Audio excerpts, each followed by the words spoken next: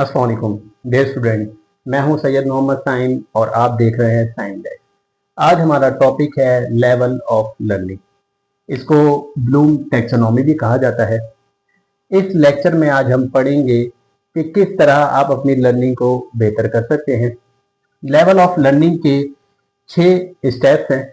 हम one by one in steps को पढ़ेंगे एग्जाम्पल के साथ, और मैं पूरी कोशिश करूंगा कि अपने स्टूडेंट्स को ये लेवल ऑफ लर्निंग अच्छे से समझा सकूं।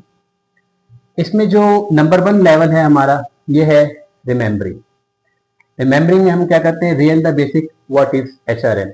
लाइक रिमेम्बरिंग आपने करनी क्या है, आपको जहन में ये चीज आपको पता होनी चाहिए कि अगर आप ह्यूमन रिसोर्स के बारे में कुछ जानना चाहते हैं तो उसकी बेसिक इंफॉर्मेशन क्या है।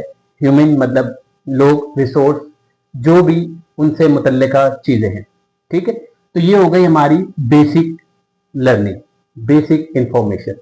वो किस में आएगी, रिमेम्बरिंग में, कि आपने याद क्या रखना है कि आपने क्या काम करना है, किस हवाले से काम करना है, ह्यूमन रिसोर्स से रिलेटेड काम करना है, आपने कोई जूनियर क्लास के स्टूडेंट को पढ़ाना है।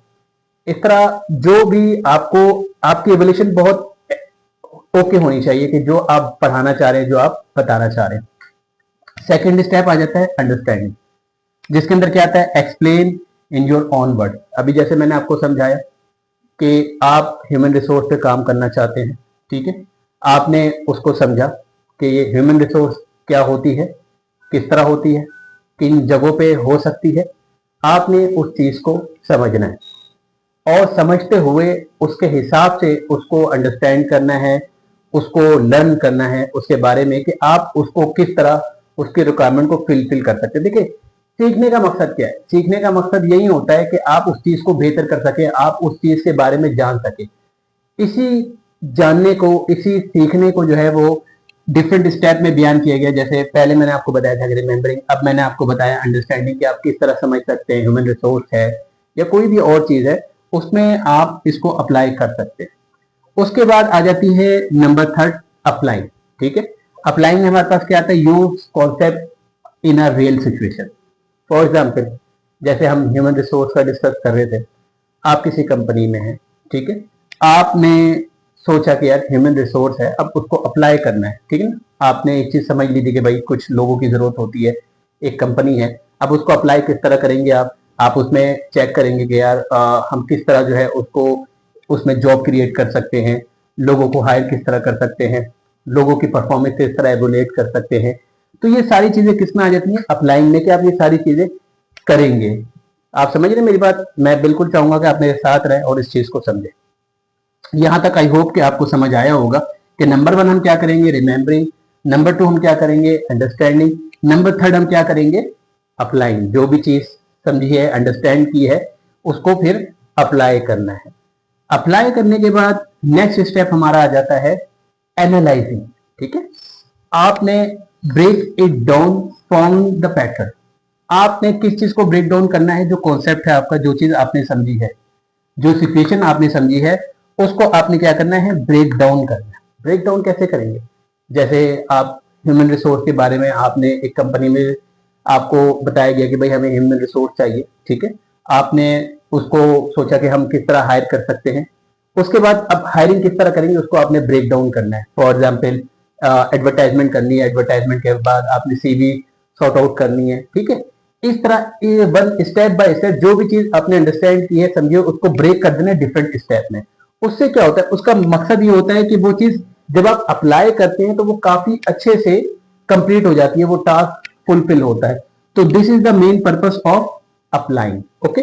अब हम आ जाते हैं एनालाइजिंग। रिमेंबर भी कर लिया, अंडरस्टैंड भी कर लिया, अप्लाइंग भी कर लिया। अब एनालाइजिंग के भाई, एनालाइजिंग में अब किस तरह जो चीज हमने अप्लाई कर दी थी उसको चेक भी करना है कि यार वो सही की कि नहीं की, ठीक है। तो आपने फिर ये देखना है कि आप एज एग्जाम्पल, अगेन मैं वही ह्यूमन रिसोर्स से दूंगा, कि आपने जो भी ह्यूमन रिसोर्स से रिलेटेड काम किया है उसको चेक करें कि यार मेरे हायर किए हुए बंदों के की परफॉर्मेंस क्या है, ठीक है। उनकी जो भी आपने हायरिंग रिक्वायरमेंट रखी हुई थी, उनकी डिग्री रखी हुई थी, उनकी जो जो भी स्किल रखी हुई थी, आप उसको चेक करें कि वो स्किल सही है कि नहीं है, ठीक है। उसके बाद आ जाते हैं final second last step, evaluating. ठीक है, अब जब आप एवेल्यूटिंग पे आए, जज करना है, रिकमेंड करना है, अब आपने तमाम चीजें स्टाफ की देख ली, परफॉर्मेंस भी देख ली, now it's a time for recommendation कि आप उसको रिकमेंड करते हैं जॉब के लिए कि नहीं। ठीक है, तो ये आपका आ जाता है एवेल्युएटिंग में। देन नेक्स्ट स्टेप आता है creating, you know, build something new. वो किस तरह करेंगे आप, जैसे अभी हमको मैंने बताया कि आप कोई भी चीज जो भी आपने वर्किंग की है, जो भी आपने स्टेप्स लिए हैं, उसको एक प्लेटफॉर्म दें, उसको एक न्यू तरीके से अप्लाई करें। तो ये आ जाएगा आपका क्रिएटिव में कि आपने एक चीज अंडरस्टैंड की, उसको समझा, उसको एनालाइज किया और एट द एंड आपने उसको क्रिएट कर दिया जो कि पहले नहीं हो रही थी। ये जो क्रिएटिंग है ये बेसिकली किस वजह से, क्योंकि आपने स्टेप बाय स्टेप लर्निंग के जो पैटर्न है, रिमेंबरिंग, अंडरस्टैंडिंग, अप्लाइंग, एनालाइजिंग, ठीक है, evaluating and then applying in and then creating, इन चीजों को अप्लाई करते हुए, इन चीजों को आपने सीखते हुए क्या किया है, आपने लेवल ऑफ लर्निंग को अंडरस्टैंड किया और उस चीज को एट द एंड अप्लाई किया। तो मैं उम्मीद करता हूं कि ये आपको तमाम पॉइंट समझ आए होंगे। जिस चीज में आपको प्रॉब्लम है आप बिल्कुल कमेंट्स कर सकते हैं और चैनल को सब्सक्राइब जरूर करिएगा, ठीक है। और तब तक के लिए अल्लाह हाफिज और टेक केयर, थैंक यू।